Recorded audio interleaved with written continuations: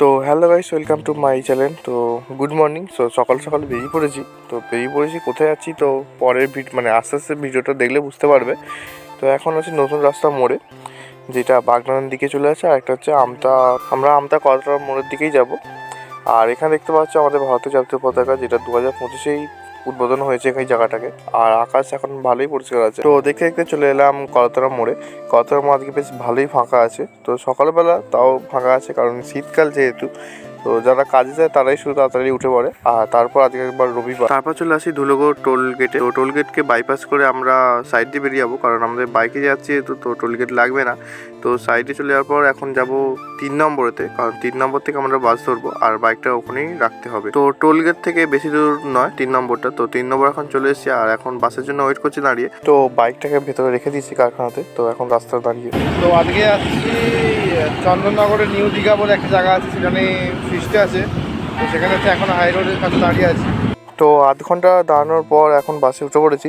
তো ছোটো ভাইদের সঙ্গেই যাচ্ছি, আর যেতে প্রায় 2 ঘন্টার মতো টাইম নিয়ে নেবে। তো তোমরা এখন বাইরের ভিউ এনজয় করো। সেই হচ্ছে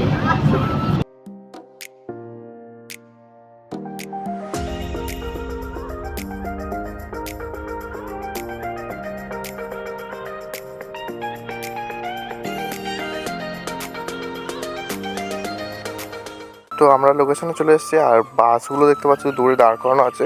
তো আমরা এখন রাস্তায় দাঁড়িয়ে আছি, আর এখন যেতে হবে। তো এটা নিউ দীঘার টিকিট কাউন্টার। তো আমাদের টিকিট আগে থেকে কাটা হয়ে গেছে, মানে একসঙ্গেই সব কাটা হয়ে গেছে বলে আমাদেরকে গেটের সামনে চলে আসতে বললো। আর হ্যাঁ, এটা চন্দননগরের নিউ দীঘা, তো আমাদের এটা মেদিনীপুর নিউ দীঘা নয়। তো ভেতরটা দেখতে পাচ্ছ খুব সুন্দর বাগানের মতো করা আছে, আর সামনে ফুল আছে।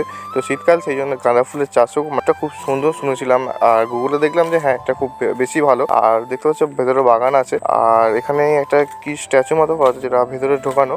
এখানে বেশ খুব সুন্দর। আমাদেরকে যেতে হবে 3 নম্বরে। তো এটা অনেকটা ভেতর দিকে ঢুকতে হবে।